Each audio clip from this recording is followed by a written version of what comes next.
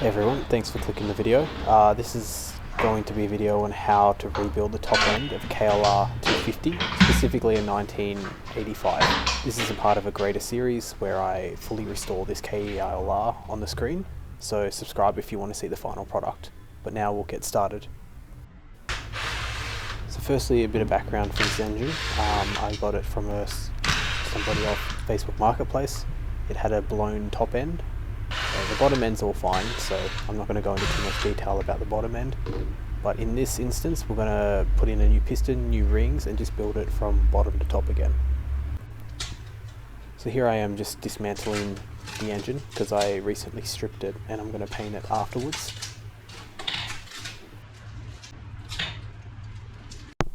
This is the piston I'm going to be using. It's the actual original piston that came with the engine. I took it into a machine shop and they said it would be fine to use. I would just need to get new rings. So here I am opening the rings and trying to work out which one's the top ring, the bottom ring, and the oil ring.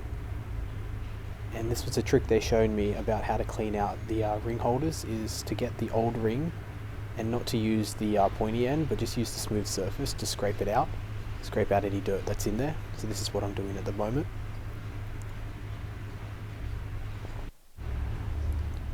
Now I'm positioning the rings in, the top, the bottom, and the oil ring. I've also put a diagram on the screen to show you the direction that I've put each ring in. I'm following the service manual as best as I can. This is a close-up of the cylinder barrel. I've also got that rebored out, so it's good to go. As you can see, there's no scuff marks, no scrapes, and no lips. I also got a gasket kit for this. I'm not going to use any gasket goo because the one that I've got is recommended not to be used in a high pressure area, and the barrel and the head surrounding the piston is going to be high pressure, so I didn't want to use anything like that, just the paper gasket.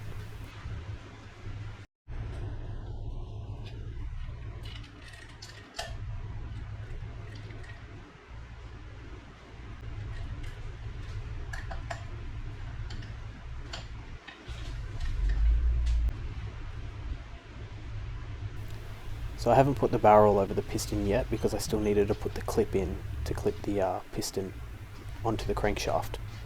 So that's why there was a little bit of fiddling back there. Also, it's also a good idea to clog up everything underneath the piston, because as you can see, I actually dropped the circlip into the engine. Luckily I could fish it out with a magnetic rod, but you'll see in this next video that I actually cover the surface so that drop can't happen again. Just a good tip and trick, because if you don't have a magnetic rod, you could drop that in the engine and you're going to have to pull the whole bottom end apart to fish that out.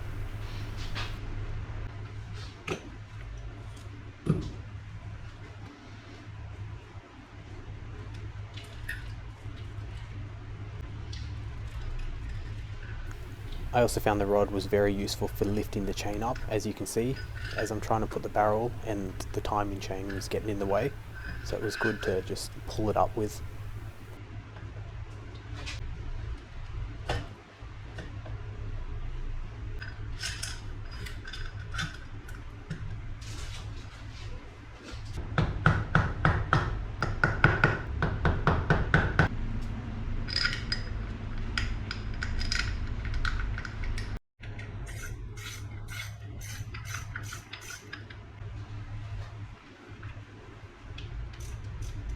Throughout this project, you're also going to see the torque specs that I've used to do each part. For this example, I use 14 Newton meters for the spark plug, which is recommended in the service guide.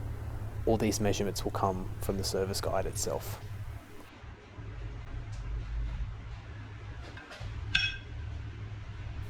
I didn't specifically do it in this video, but I did torque this cam guider to 39 Newton meters.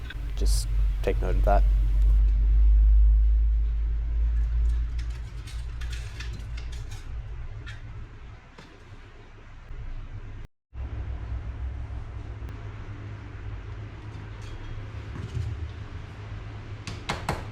Very important to put the oil guides into these holes here, so then the oil can flow throughout the engine and keep it cool.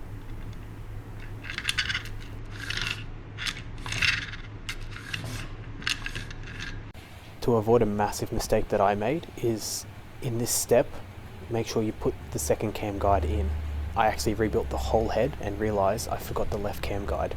So it just inserts into that little notch down there. I've used a spare engine just to show you, but make sure you do it in that step before you put the head on. It'll save you a heap of time, trust me.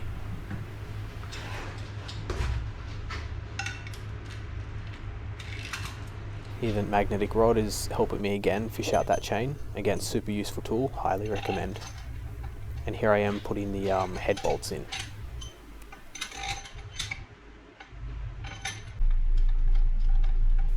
The service guide actually recommends tightening them in a specific order. So you'll see in this video, if you follow the way that I've tightened it, the bottom left to top right, to bottom right to top left, that's the direction they recommend tightening it. And then they also recommend the first round of tightening to go to 15 Newton meters before you go to the full force. And then also this nut underneath, this is next in the order. So you still want those top bolts at 15, then you'll do the nuts underneath and these side bolts, and then we'll come back and torque it to the full spec. So as you can see here, I'm just roughly hand tightening these other bolts until we do the full torque on the top bolts. So as mentioned, now we come back through in that specific order to do the 45 Newton meters before we fully torque everything. Smaller bolts to be torqued to 9.8 Newton meters.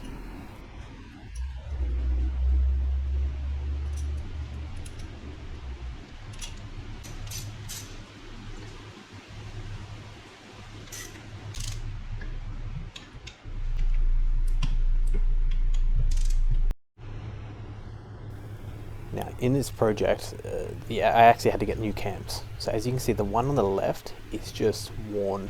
It's torn compared to the one on the right. This one's nice and smooth, there's no damage on it, so this was the replacement cam. Go back and replay that if you want to see it, but the left one was the damaged one.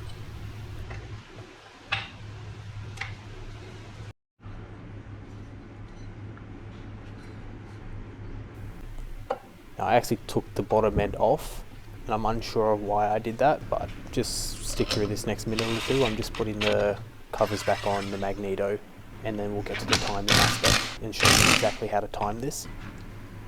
You might not have needed to take off the bottom like I did, but for some reason I did that, so I'm just showing you how I put it back together along with the torque specs.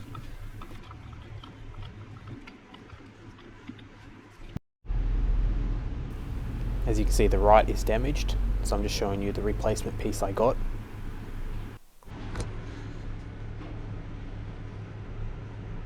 I'll put a diagram on, just pause it there. It just shows you the position of each cam holder. I was trying to show you the markings on it, but I realized it wasn't very clear over the video. And now I'm just going to tighten them up.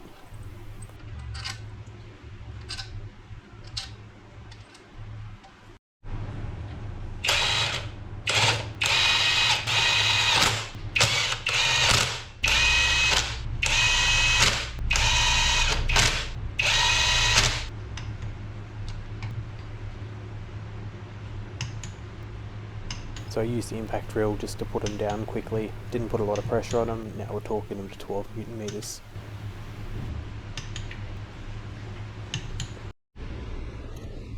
Here's the positioning guide. Don't worry about pausing it just here. You'll see the marks pop up on the screen again. Now I'm actually using it with the cover off, and you have to line up the T with that little marking I just pointed at. You need the left cam to be horizontal and the right cam to be 3 degrees up. So I just went 1 tooth mark up, and that's how you know it's in time. Again, just pause the video back on that diagram, and that's straight from the service manual.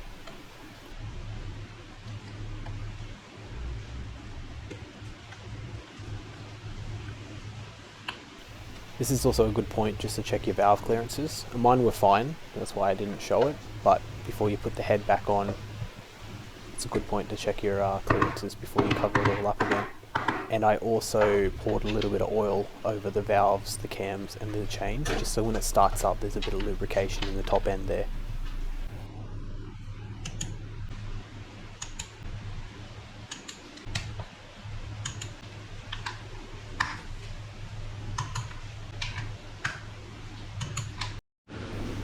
Just to reinforce, if you didn't take your cover off, you could use that top circle that's open. That's where you check your timing. I used the mark just because my cover was off and I found it was easier with the light. but you could always use that top circle, and that's how you calculate the timing. Sorry to reference the timing.